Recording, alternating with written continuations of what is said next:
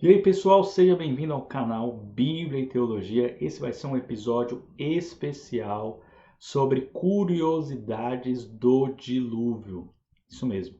Vou fazer um episódio especial, rapidinho aí, no máximo 10 minutos, falando sobre o dilúvio e algumas curiosidades a respeito esse evento que é um dos mais polêmicos na história da humanidade, que está registrado na Bíblia Sagrada, ok? Vou deixar embaixo o endereço do Bíblia e Teologia no Face, no Insta.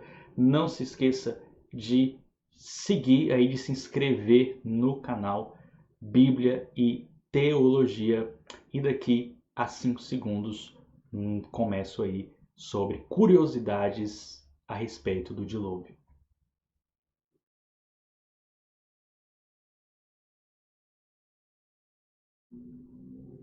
Muito bem, pessoal, vamos aí então direto ao nosso episódio especial, curiosidades a respeito do dilúvio. Pega aí a sua Bíblia que eu vou ler um texto aqui. Essa Bíblia que eu estou usando hoje para esse episódio é a Bíblia NAA, tá bom? Nova Almeida, atualizada, versão de 2017. Gênesis 7. Eu só vou ler aqui como base, tá bom? Sobre o dilúvio, para nós partirmos mais para curiosidades. Meu foco aqui nesse episódio é falar mais sobre as curiosidades, tentarei falar aqui o máximo que posso, tentar em menos de 10 minutos, ver se não passam. Gênesis 7, no início diz o seguinte: O Senhor disse a Noé: Entre na arca, você e toda a sua família, porque reconheço que você tem sido justo diante de mim no meio desta geração. De todo animal puro, leve com você 7 pares, o macho e sua fêmea. Mas dos animais impuros, leve um par, o macho e sua fêmea. Porque daqui a 7 dias farei chover sobre a terra durante 40 dias e 40 noites, e farei desaparecer da superfície da terra todos os seres que fiz. Noé fez tudo como o Senhor lhe havia ordenado. Noé tinha 600 anos de idade quando as águas do dilúvio inundaram a terra. Então, a história bíblica clássica, que é a que nos interessa, só contextualizando, é que a violência após ali Adão e Eva terem sido expulsos do paraíso, a violência, a pecaminosidade, corrompeu todos os descendentes de Adão e Eva até um certo ponto que a ira de Deus chegou ao seu limite e ele resolveu acabar com todos os seres humanos que havia sobre a face da terra através de um dilúvio, uma chuva que duraria 40 dias e 40 noites, mas ele decidiu salvar ali a família de Noé para que houvesse ali um reboot, né, um restart na humanidade e começasse ali tudo de novo. Então Noé constrói a arca, segundo o Senhor ordenou, e leva junto a sua família e animais que vieram até ele, segundo a ordem e o chamado de Deus. E ali na arca eles são preservados durante o dilúvio, enquanto as pessoas em volta morrem, e depois a chuva para, depois de 40 dias e 40 noites, e então Noé começa a soltar aves para ver se seria seguro sair. A arca aterriza num monte chamado de Monte Ararat. Pela própria Bíblia, Noé sai da arca, faz um pacto com Deus.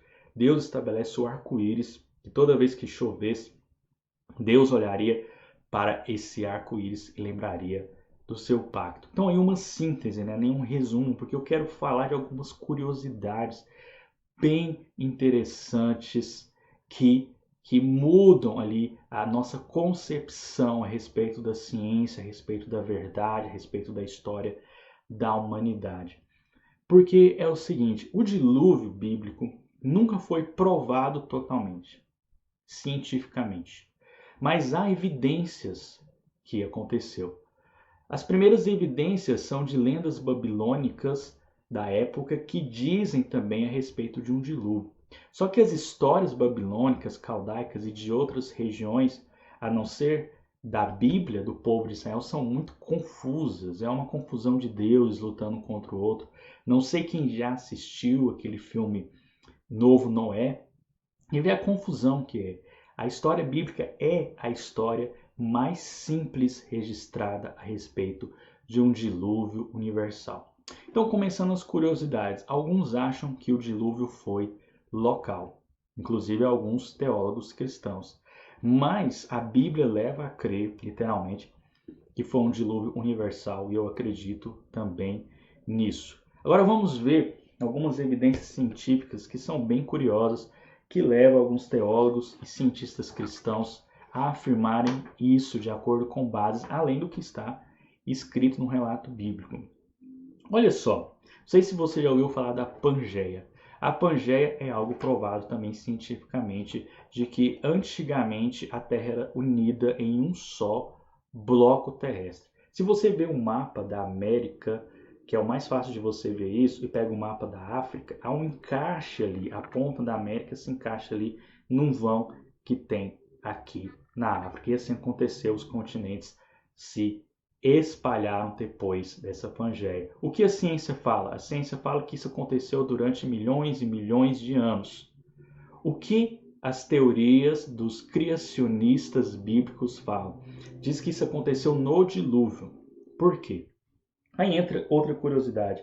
A Terra antes do dilúvio era uma, segundo a Bíblia, e depois do dilúvio era outra. Os homens viviam centenas de anos, não comiam carne. E por que acontecia isso? Acredita-se que no dilúvio a Bíblia fala que Deus rompeu as fontes da terra. E a gente pensa somente em chuva, geralmente, mas não foi. Veio água também de baixo.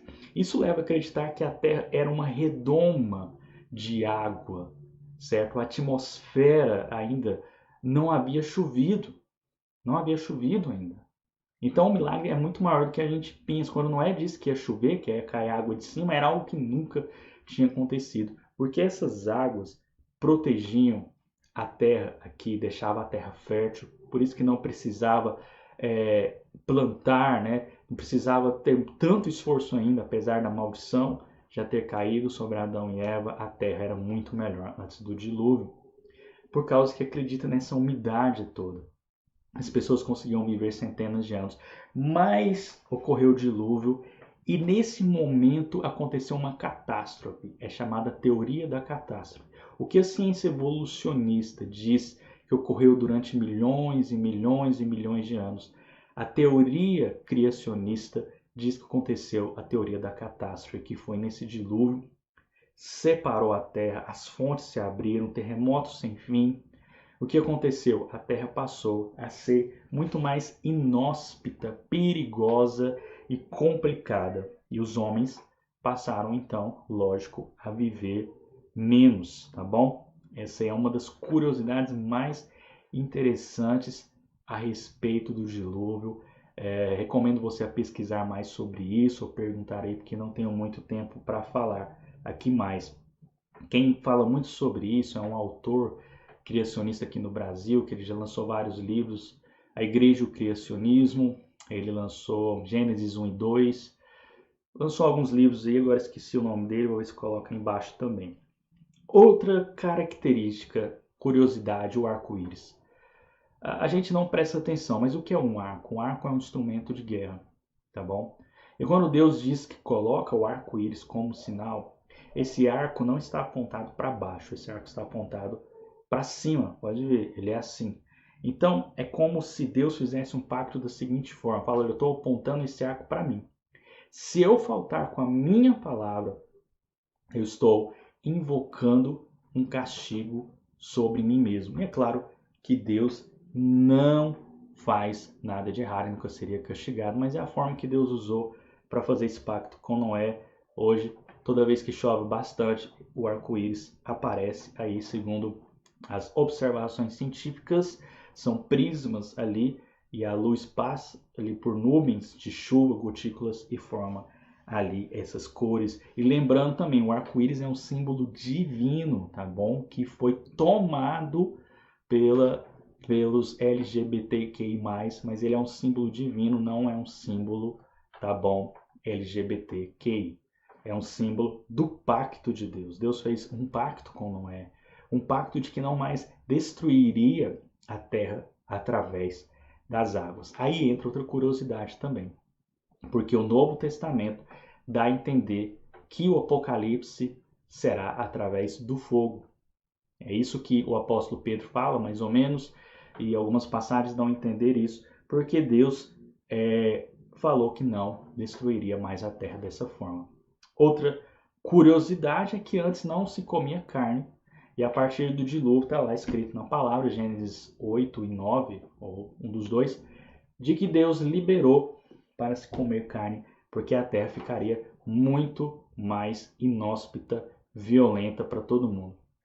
Há muitas descobertas arqueológicas hoje a respeito disso, principalmente ali no Monte Ararat, tá bom? O Monte Ararat, que é onde a Bíblia diz que a Arca de Noé parou. Então, há algumas descobertas de que tem ali fósseis de peixes, de animais marinhos em montes muito altos.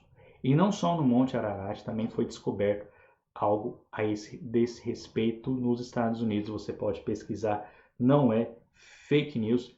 E por último, claro, não poderíamos deixar de falar da cristologia, do sinal de Cristo já na história da Arca de Noé, porque toda a Bíblia nos aponta a Cristo. A arca pode representar o quê? Pode representar a igreja, muitos falam que é a igreja, uns falam que é o Espírito Santo, tá bom? Porque ela representa a salvação. O principal é isso. A arca representa a salvação. Todos que estão dentro da arca foram salvos, assim também todos que pertencem à igreja invisível do Senhor Jesus Cristo serão salvos. E Noé é um tipo de Cristo.